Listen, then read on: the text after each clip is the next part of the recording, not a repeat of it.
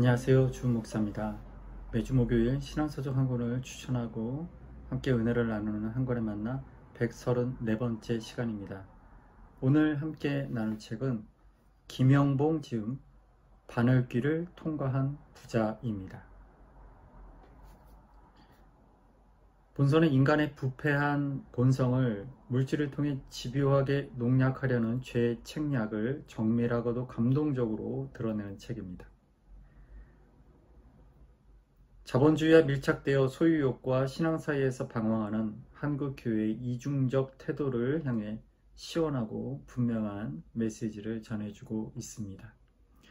저자인 김영봉 목사님은 감리교회에서 목사 안수를 받았고 다양한 목회활동과 선교활동에 참여해 오셨습니다.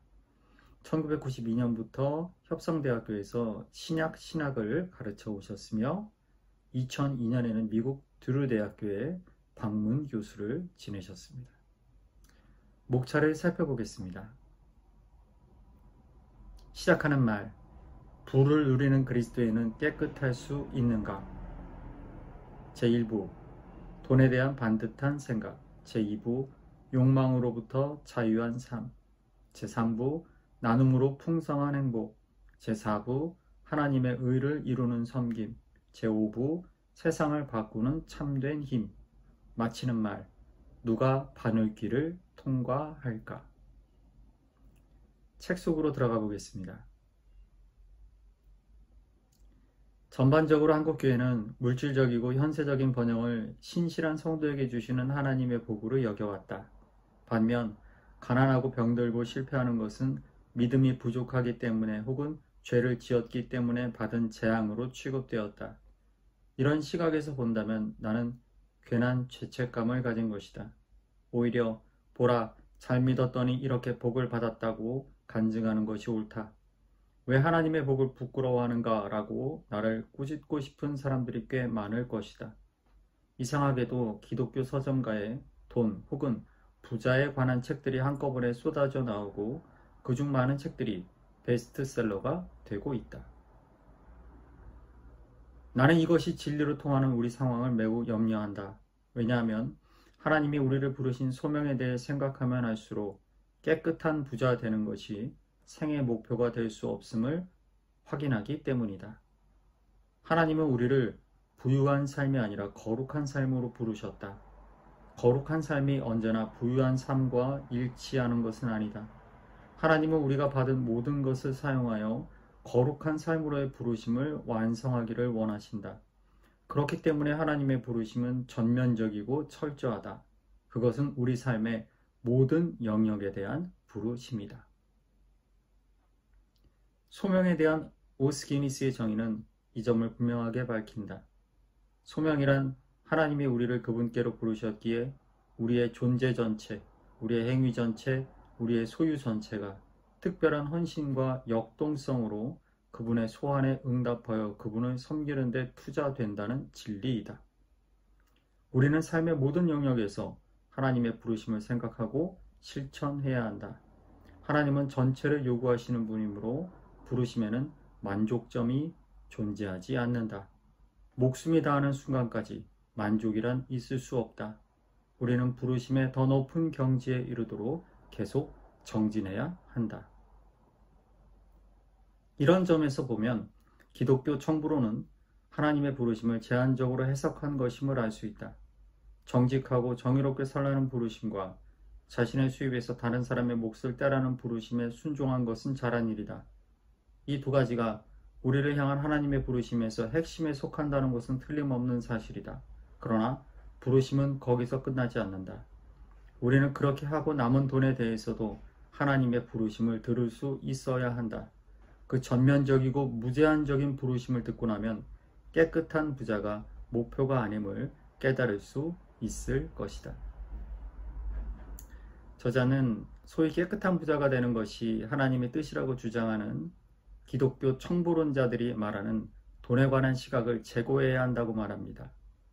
성경에서는 재물에 대해 경계하고 청지기의 자세로 살라고 하셨지 결코 나의 소유를 주장하지 말라고 되어 있다라고 강조합니다.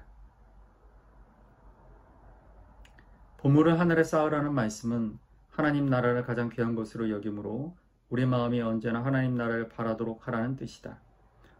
어거스틴은 만일 어떤 사람이 지상적인 것을 얻을 목적으로 어떤 일을 한다면 그의 마음은 이 땅에 있는 것이다 라고 말했다.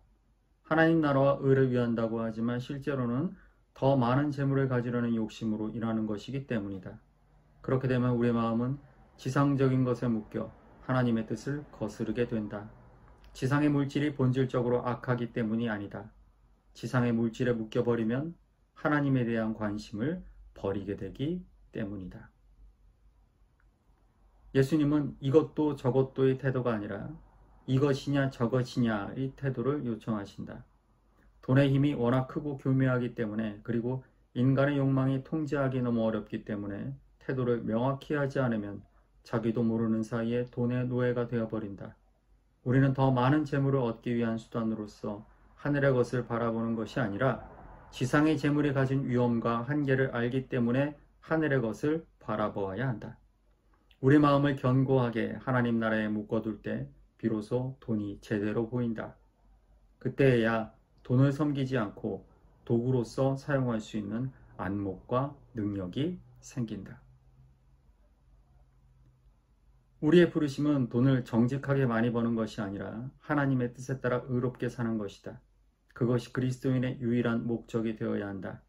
그렇게 살아가는 사람에게 하나님은 물질을 많이 주실 수도 있다.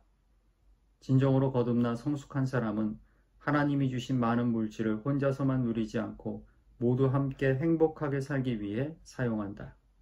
돈을 벌고 많은 부를 축적하는 것은 처음부터 그의 목표가 아니었기 때문에 욕심 없이 자신의 물질을 사용할 수 있다. 그렇기 때문에 성숙한 신앙의 사람은 부자의 범주에 머물러 있지 않는다.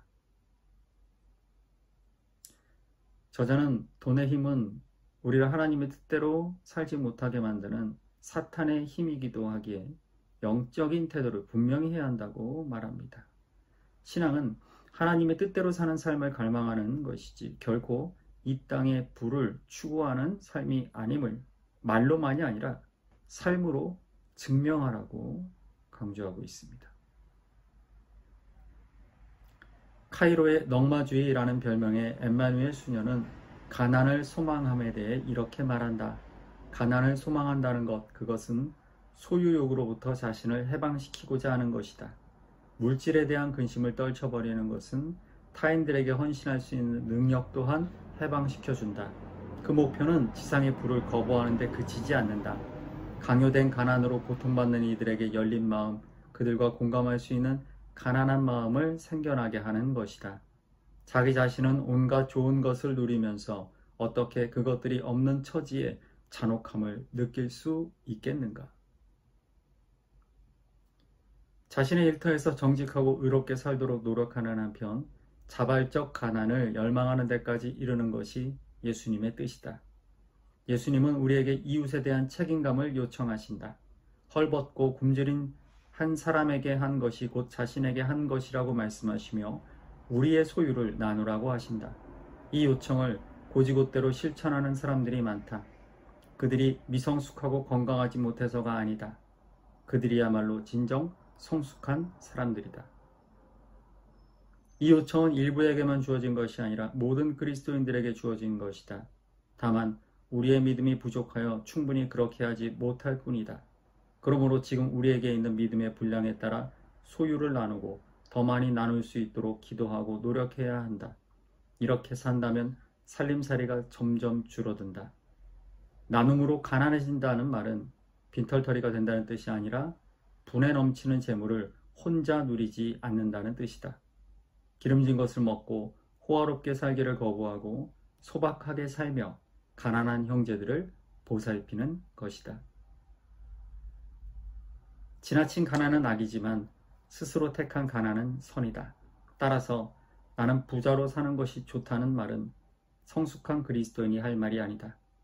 성경의 가르침대로라면 나는 가난이 싫어 하지만 무섭지는 않아 라고 말하던 사람이 성숙해져서 나는 솔직히 부하게 사는 것이 아직도 좋아 하지만 그래서는 안 되지 라고 말할 것이다. 그리고 한 걸음 더 나아가 우리는 나의 약한 것을 자랑하리라고 했던 바울의 경지에 이를 수 있다. 이것은 믿음이 없는 패배주의적 고백이 아니라 믿음에 근거한 승리주의적 고백이다. 우리는 이 경지에까지 이르도록 부름 받았다. 책을 마치면서 저자가 기복신앙과 번영신학에 잠겨버린 한국 교회를 향하여 던지는 질문을 나누면서 오늘 한 권에 만나 134번째 시간을 마치겠습니다.